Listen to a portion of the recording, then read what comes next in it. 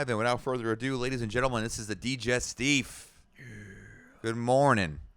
Friday, late morning. I was listening to that song by Kanye West after the Pete Davidson breakup. Good morning. I love that song. Yes. Good morning. Wake up, Mr. West, Mr. Fresh, Mr. By himself. He's so impressed. That was his best album. Graduation. Oh, yeah. That or, what was it, the 808 and Heartbreak, whatever it was. Every song just sounded the same, though, on that album. It was like he was just on auto-tune for 55 minutes straight, and one song just bled into the other. It was like, and then like every end of the song was like, oh, and then like another song started. It was just like one constant like riff, right? It was a wild album regarding music. I'm actually curious your thoughts on it. By the way, Robbie Sco to our left. How are you?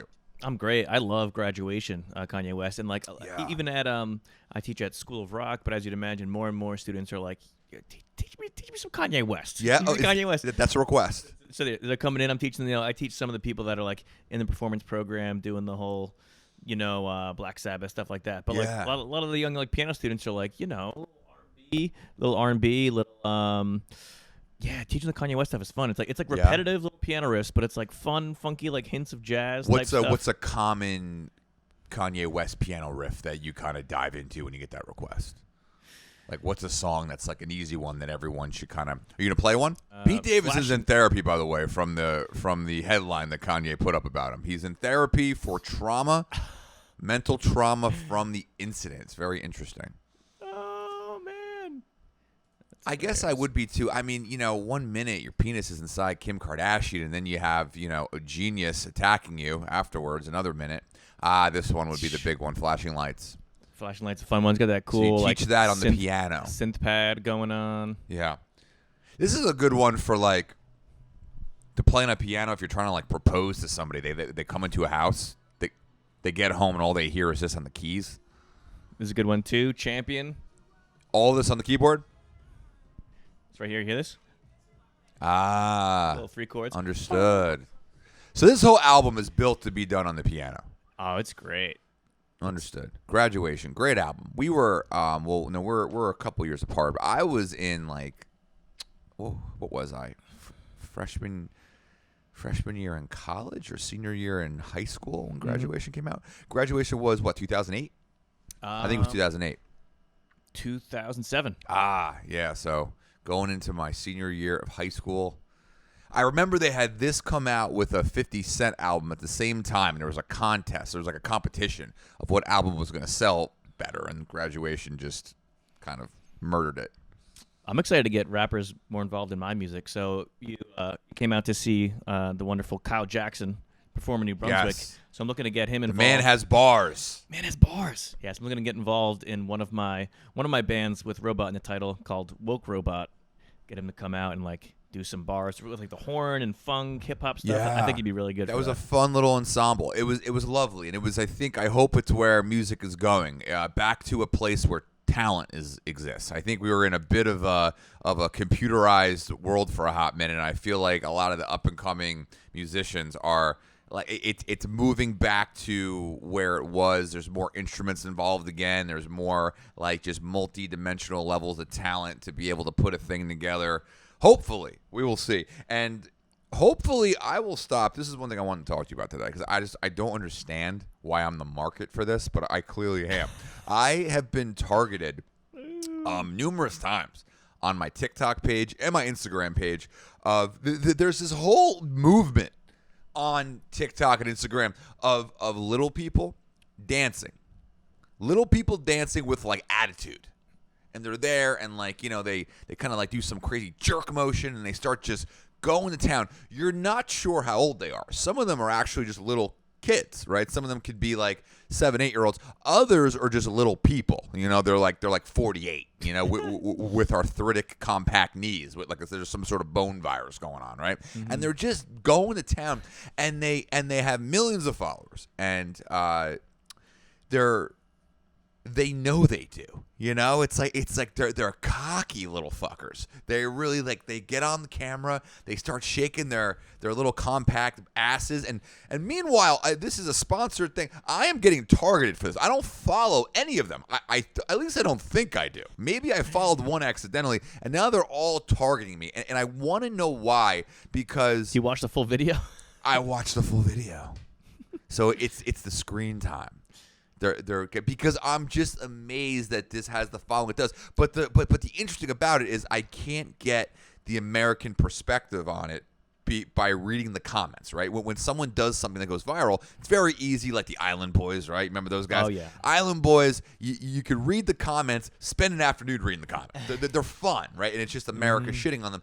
But you still got to respect them for what they did in a very fucked up, weird way. You know, with they took the lack of talent they had and they made this thing, right, that popped up for 15 minutes. But all of these little people dancing are from the Middle East. That's the other thing, too. They're all from the Middle East, and half of them seem like they're like some sort of Czechoslovakian royalty. That is just they're in a palace, and they're dancing, and they're doing other things. It's very odd. I don't understand it. Maybe we could search one, because I want to get to know it better. Here's the one that I don't know if this person is actually a child or a grown adult.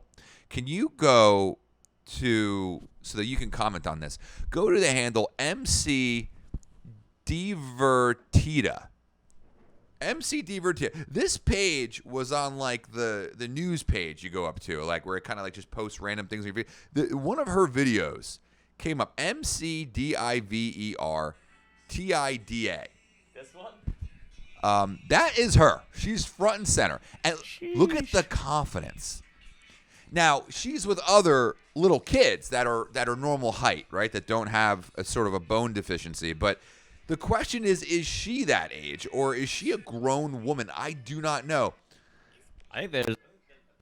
But her name is MC Divertida. And she sells a book. She has a book that you can subscribe to. Here's the book. Whoa. So she has merch. I think there's some decades there. There's some right? I think there's some decades. If you're going to guess an age of MC Divertida, how old is she? 34. 30, yeah. And I think because you see the fingers. The fingers are a little bit compact. And I'm not saying this in an offensive way. I know this is a touchy subject. I am impressed by it. And I want to understand more what the value is in this. Robbie, thoughts, opinions, analysis. That I think, yes, these are self-aware little shakers, and they self-aware little shakers. And I think it's great they got that confidence back, right? They got that.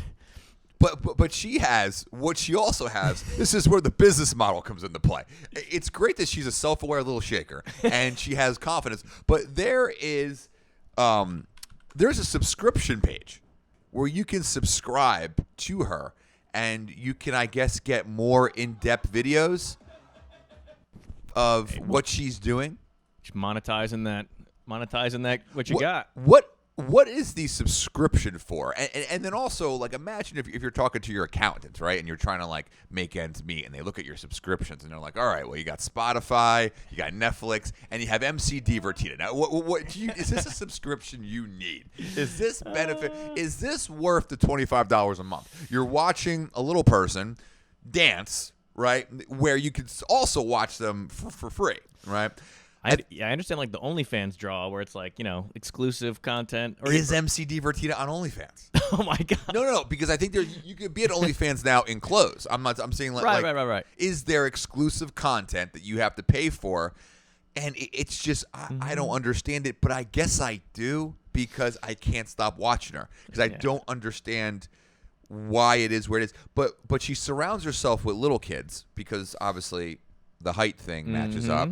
But she might be a little kid, too. She might be, even 14, 15, or she's 37. I don't know. In between, it's tough. But I guess similar to a... What does that face tell you? That face tells me, that's telling a story there. early, mid-30s. Yeah. Right? Yeah, Early, mid-30s.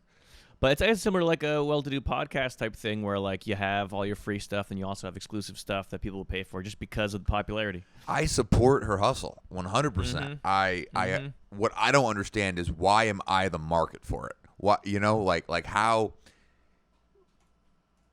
is my market of what I am as a human being gravitating towards this? And I mean, and now the more I click on it, because what they did is they hit me with an ad for it one time, and then I didn't understand what it was, so I kept watching the videos. So now I get it every day.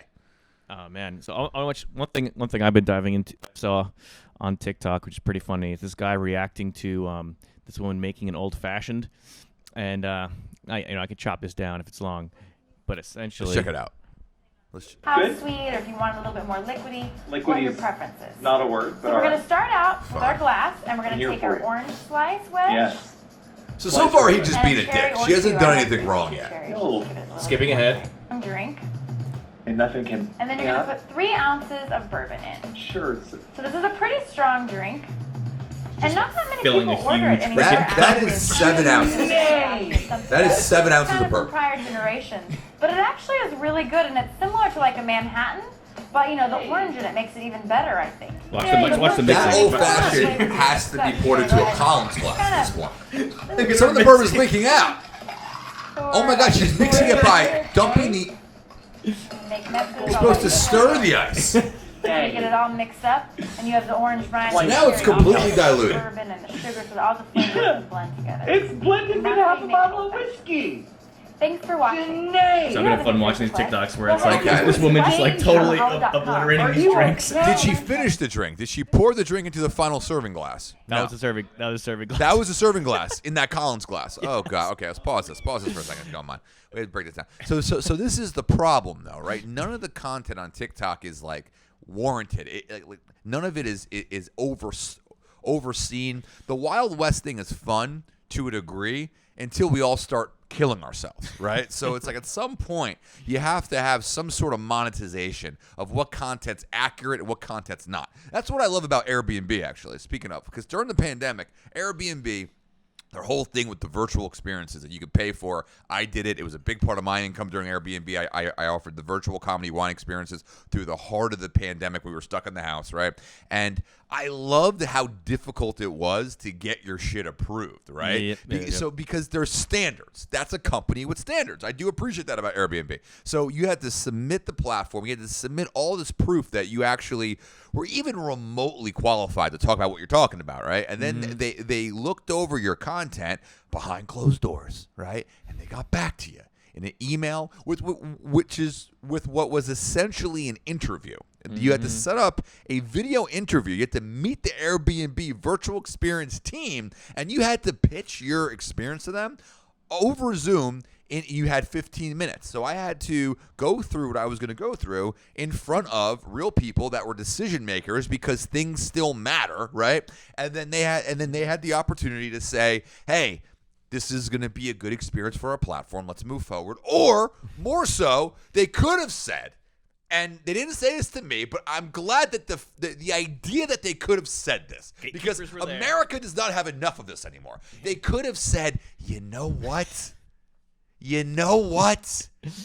Despite your feelings, despite your passion, despite your effort, despite the fact that you still have all your participation trophies up in your bedroom from the 90s, you're just not good enough. They could have said that. And I really appreciate that about them, right? We need that on TikTok. We need it. If you want to be a expert in a thing, you should have to pitch to a board, and they can approve the ones that make sense and the ones that don't. There's also a whole side of that now where that can be taken advantage of, and now it's like false advertising, and now they're gonna push certain things over other things based on their views, and especially once you dive into the political side of that, and you're brewing a stew of anarchy. I understand that too. The other side of this is anarchy. Yeah. In 3 years, it will be pure anarchy. But for those 2.5 years, before the anarchy starts, you'll have a lovely platform where you can learn a lot of things, enjoy a lot of high-end content. This is an example of why you need that. And yes, you'll have 2.5 years, but that's just enough time then the next platform comes up. You start the same thing, right? It's kind of like, one civilization falls, another one rises. It's I'm happy to say I brought my TikTok feed to a point now where it's like mostly educational, a little bit of humor, and it's like a nice like different blend of things. But like, what do they even have in place now as far as gatekeepers? I guess the closest thing might be like some verified checkmark situation, but even that you kind of just could buy that or whatever, so it's not fully vetted. You can buy a blue check nowadays. I feel like you can definitely buy yourself a blue check. It's more so on TikTok, I'm sure. Instagram, I think there's still a little bit and that's the thing. Everyone shits on Instagram because it's making everybody depressed. It's making everybody a false sense of what their body should look like, and the fact that they have to make their life look glamorous every day,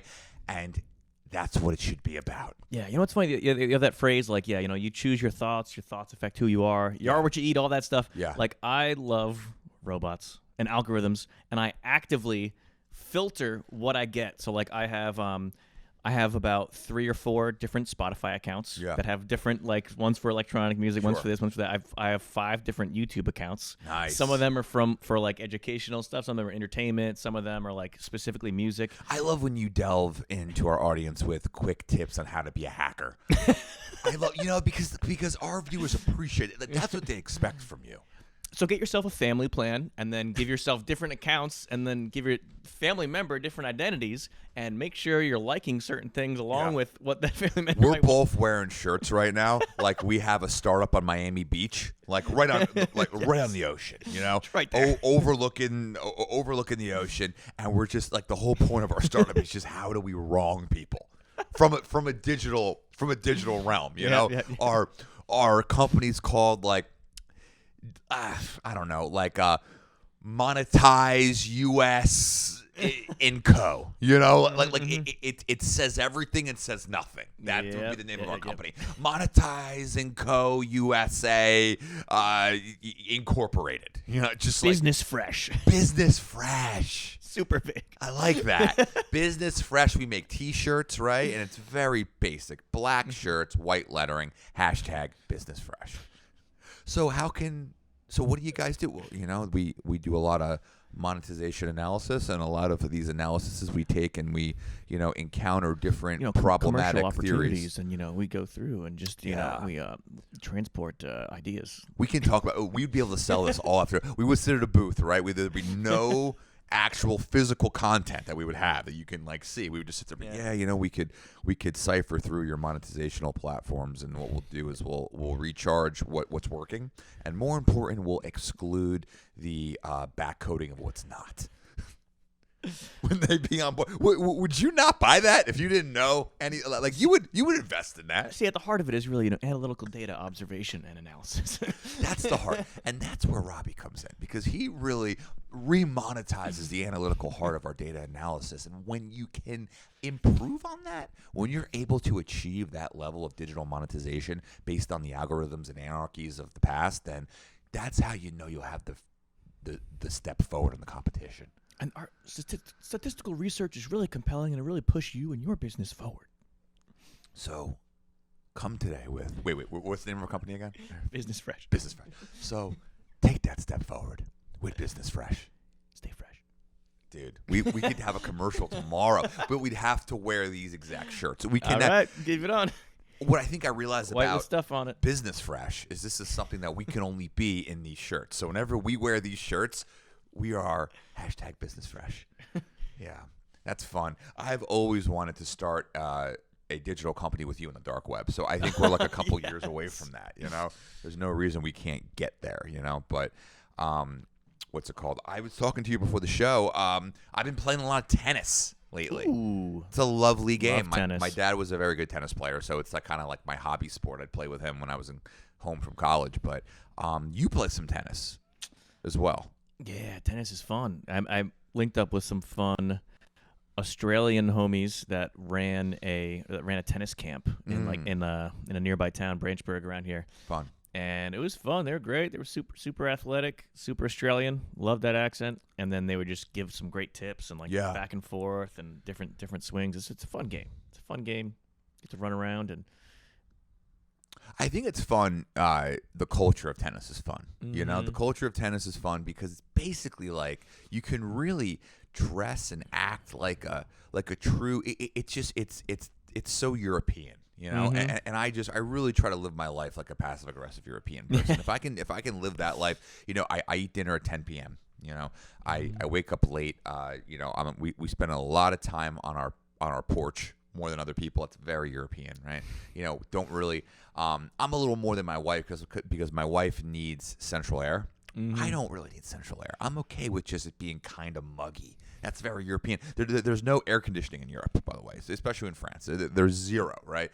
And there's something about, you know, even though I don't smoke cigarettes, I would like to just smoke a nice, like, light cigarette right before I play a little tennis with you, and then afterwards, maybe instead I would just smoke a J. Smoke a little J, but, like, don't overly inhale. I don't want to get high. I just want to get a little bit buzzed. A shallow inhale. Yeah, and then we go out there and we just work on our ground strokes, you know, a little back and forth. And then I want to get the proper tennis shorts because I only have basketball shorts, and my basketball career was majority during the 2000s and 2010s when the low, baggy, and one street ball shorts were in. So a lot of the basketball shorts were, yes, I played in that era where you couldn't put the ball between your legs because it would get caught up in your shorts, right?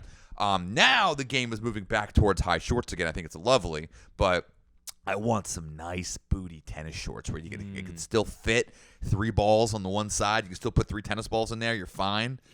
I want a nice I've been trying to build up my hat collection. I definitely want to have a Leighton Hewitt style on the court where I have like the hat backwards, mullet coming out of the back, you know.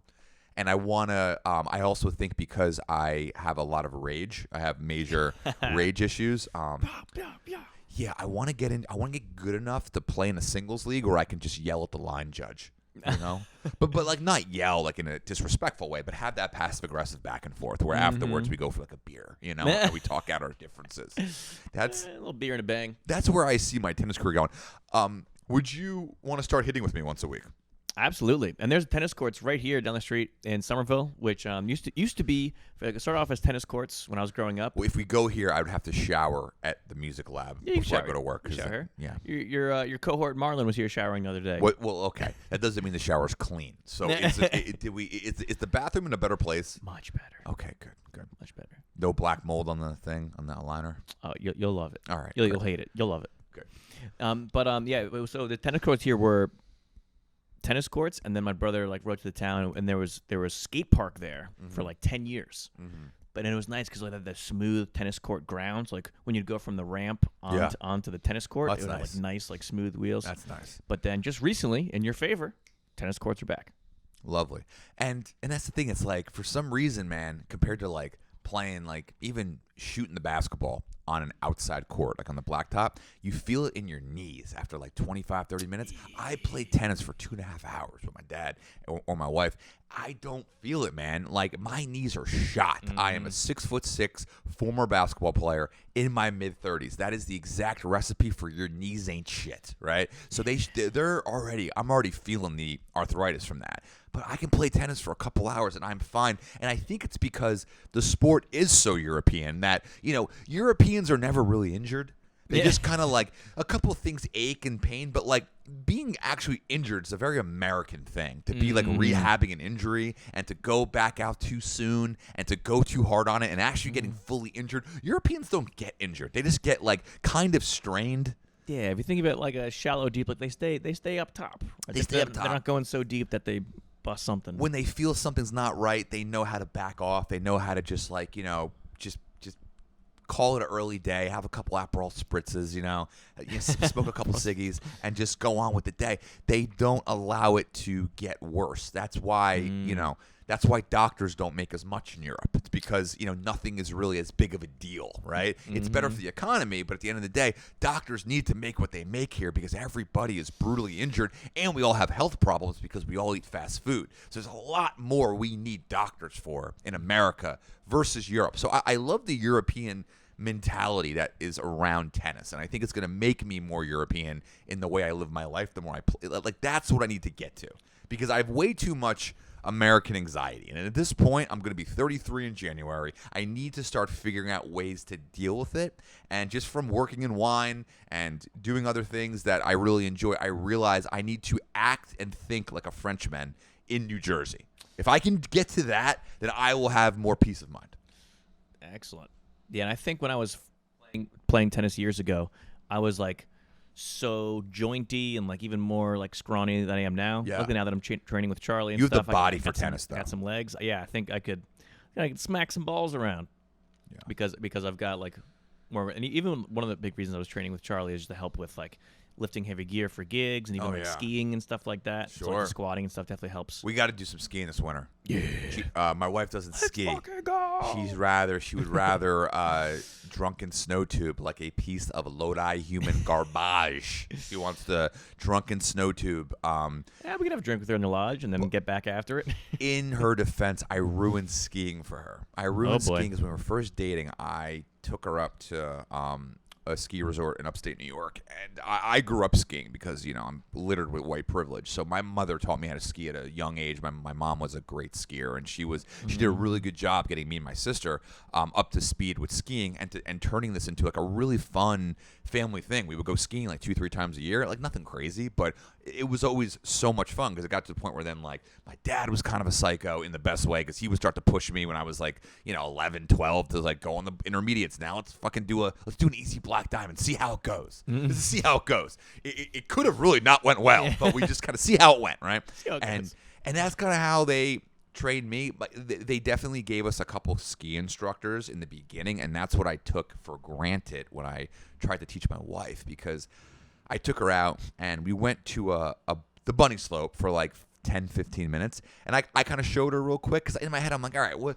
once you learn how to pizza and French fry, and once you learn how to kind of scrape into the hill, like you pretty much understand how to ski. It's like, so she's like an athletic person. She can pick things up very quickly. She played sports, so like I was like, okay, she's getting it, So we go to do a couple greens together, and it's going lovely. It's a nice cross country style green trail going all over the goddamn mountain, and the last fucking 30 yards of this green sloped down steeply. It became a blue for about 30 to 50 yards. It shouldn't have been a green. So she was not ready for a blue trail. She was not ready for intermediate. And I saw it, and I'm like, why is this here? I thought this was – I remember thinking it before it happened, right? Oh, boy. I'm like, this is not great. So I'm like, all right, babe, let's just get down this last slope. And in my head, I'm like, we're not going to come back to this trail.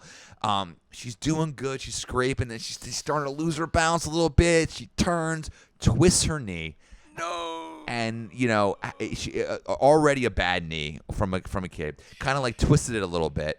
And – like nothing terrible, but she couldn't get up, So we had to call a couple of the people that worked at the ski resort to help her down and get her on like a thing. Ruined the whole experience for her. Ruined the whole thing. So now she's scared of it. She doesn't want to learn. And because I did not do the due diligence as her husband to just get her a fucking ski instructor named Brock to just hang with her for like an hour and a half. Brock, show her the ropes. Yeah. Emergency techniques. Slow a guy down. Named, like, I should have just got a guy named Luca to just kind of show her how to like ski properly in Eastern Slovakia, and he would have spent a half hour with her. They would have been smoking some ciggies. 30 minutes later, she would have nailed it. And I didn't do that, and I really feel bad I didn't do that, Yeah, it's it's tough. I've been a little scared to go skiing. I didn't injure myself, but I've just like felt that fear scrape up of like, oh shit, what if I like twisted my knee and I couldn't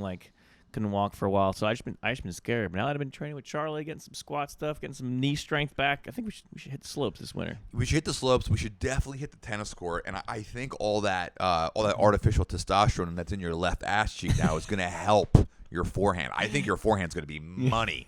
That torque coming in from all the artificial drugs your trainers put in you, oh my God, it's gonna be killing it. I'll survive. Yeah, I will survive and thrive. Well, good. So we're gonna play some tennis. I think we also might start a doubles team, and if there's any takers that listen to the Digestif, if you play tennis, hit up me and Robbie. We're looking for new friends. We're looking for things. Let's go. What else? Also, you've been having car issues. Do you want to delve on that? Oh yeah. So recent car issue, I have this like strange, like crinkly, like rock sounding scraping whenever I hit the gas pedal, and it's pretty irritating. So I installed new speakers so that I don't have to hear it as much anymore. Wait, so I don't want you're to having deal car with issues or stereo issues? Well, instead of truly fixing the car issues, I like replaced a few things. I had like the check engine light was on. Mm-hmm. I replaced like the charcoal canister, this upstream oxygen converter, blah blah blah. So the check engine light went off, but I was still having issues. I'm still having this kind of scraping thing. Yeah. But instead of fixing that, I just got new speakers, so I don't have to hear it as much. Okay, good move. Also, put just a Band-Aid on it. Just like I'd mentioned, I'm like do so much work in the car. Sometimes I'll like bring Seth, my new roommate, to a gig just so he can drive and I can like do work in the car, whether it's like making DJ playlists or like prepping charts for new gigs. So like that, it's almost like a mobile office. It's good you're using Seth as a human chauffeur. I wouldn't have thought anything else would have happened. Good for you. I was hoping I wanted to hire him as a video editor to kind of help out with things like that. But he's just so gone. Like when he comes back, he's like a big fan of like anime and superheroes. So he's usually like watching things when he's home. So he comes home, he starts watching anime. I like to try to sneak some more content making. Does it go from anime to like anime porn? Does he sit there and stroke his racially ambiguous cock to like anime like henna porn or some interesting sounds coming from his his room? Interesting. Well, I would love to learn more about that from him because I feel like he'd have a really good analysis for why he's into that. Mm-hmm. Because a lot of it's fun, a lot of it's fun. There's really it's really the last type of cartoon that can really be censored because you already kind of assume everything in Japan's kind of weird and or Korea wherever that cartoon's coming from, and they really do get away with a lot. Even on the kids shows, there's constantly like a small animal kind of moaning, and there's always a young girl that looks very like easily like taken advantage of possibly, like always in a really weird skimpy tight outfit, but it's like a children's show, and there's always like a lot of like moans and sound effects going on. It's one of those. It's an ageless wonder is anime, right? It really is. There's no structure to making it PC. If you ever try to make anime PC, you have a battle on your hands. It's gonna take a lot to make that happen. Yeah, it's usually pretty brutal, pretty extreme. Yeah, it's definitely insane. I could see him being into that though, because he's a man of a lot of, and that's the perfect thing for you to do for him is to give him a bunch of odd jobs. He's a man that could take on many odd jobs. Like that's a skill. He's a generalist. And one thing I was thinking too, because I'm struggling to like create more videos for my YouTube channel, which I want to do, like do more like educating on like music and tech. So I was thinking maybe I could just have him sit here where you are, and I could just be like explaining things instead of just straight up explaining to the camera, which can be annoying after you just like explain pretty much to Seth on camera, like, oh yeah, here's this cool synthesizer, it does this or that everything, and he could chime in with his little like with his like awesome phrases he has, and he does have awesome phrases. He's like the way of hey speaking. Man, I don't know what it's gonna be, but I know it's gonna happen that way. And I just listened to him, and he said nothing, and but he said so much. He said so much. Hey, well, if you want to buy me an outfit, we can come here and make it happen. Hey, like it's just he's a walking fuck toy. He walks around, he says fuck toy things, and then women go, do I talk to it or do I finger it? What do I do? They're not sure. And they want to know more. That's why he's successful in the dating scene. He just has to get to the point where women look at him as a human. I think he's a couple years away from that. But yeah, it's good. He's going through some changes. I brought him to that festival, and then recently this past weekend I brought him to the show at the Brooklyn Mirage, which is like this big, like mainly electronic music venue. Yeah. So we were talking about the beginning of the podcast. It's like this combination of like DJ and instruments. So it was like this big DJ set, plus a saxophone, plus drums, plus insane lights, like crazy lights. So basically the genre you're creating at a music festival. Yes, exactly. And we were just tripping balls on mushrooms. So was that your first, second, third time on mushrooms? Have you done this regularly? I've never done mushrooms. I think it was my first. I've done like small amounts before, but it was my first time like really feeling it. So it was nice. What was your trip like? It was all positive? Oh, very, very positive. It started very body and very like, whoa, feeling myself. Maybe I want to go sit on the couch instead of being around all these people. But then I just stayed there, and it was fine. It was cool getting some nice like visuals on the stage, which went really well with like the light show they had and everything. Yeah. And then it just became very, very questy. I'm just like, you're on a quest. Like, we're gonna get all the way over there. We're gonna climb to the top of that castle bar. Who's with me? We're gonna go all the way to the front of the stage. Let's fucking go. I'm scared I would not be good on mushrooms because I have a lot of anxiety. I'm scared my trip would go very, very bad. Mm-hmm. So what I would need is to do it with someone like you. I would need like me, you, and my wife to all do mushrooms together. is that like, I feel like that's a big ask. That would be like me asking you to be the godfather of our child. Will you do mushrooms with me and my wife on a Tuesday night? Oh, that'd be great. Yeah, and if you're nervous about it, doing it not in a crowd is great. Yeah, I need to start off by myself, and then like I need, because like there's so much positivity that just kind of comes out of your pores. I need that to come into my wave. Just the first time, and then I think I'll be okay. For sure, yeah. But Seth's having a good time in the crowd. And I think our buddy Jimmy, who's going to be part of this new like electronic acoustic endeavor, where we have a show tomorrow. It's going to be drums and sax and me on keys and DJing. Sure, really excited for that. And then, but Jimmy, he goes to Seth. He goes like, you're not Seth anymore. Like you are just new Seth. Like he was just infatuated. He was like having all these like thoughts, and he was going through. So, but like I wanted to I brought like a good amount of my musician friends to that show to have them experience that, because they're stuck in like the old rock and R&B ways where it's like a band and a singer. But I was showing them like what is possible with like a DJ and like crazy light show, but also live musicians playing. So I think I got all of them inspired, and we have our first show in that theme tomorrow. I love it with Lucas, and so I'm excited for the new frontier of combining the genres. Combining the genres is where music is going, ladies and gentlemen. Where's comedy going? Who the fuck knows? But without further ado, this has been the Digestif, ladies and gentlemen. We're going to do drugs. We're going to do drugs, maybe on the show. Because we need more viewership. So what do you want? You want us to do drugs on the show? We'll do drugs on the fucking show. As always, I've been comedian sommelier Sam Mushman. You can follow me on Instagram at Vino_comic. You can follow the show on Instagram and all platforms at _Digestif. We post clips, funny content from your favorite episodes. As always, this has been Robbie Sco to my left. Robbie, outside of that extravaganza tomorrow, what else is going on? Where can they find you? So you can find all the shows on Robbie Sco Instagram, as well as a link in my bio. You can set up a free consultation with Business Fresh. Ooh. Do we make that officially a thing? We may be starting our own business consulting company. And key word, it has to be consulting, because that means it's about nothing. So we are starting our own consulting firm. It's called Business Fresh, and we will be you can book us on Airbnb, and we will hop on Zoom, and we will give you business advice, business insider on the market, on what type of trading opportunities are out there. We will also give you our best 2 cents on how to invest in the metaverse. We're here for you for that as well. And also where NFTs are going to go. We don't know, but we're here to try to give you some bullshit answer. And Business Fresh is here to do that. Until next time, ladies and gents, you have a lovely weekend. This has been the Digestif. Thank you.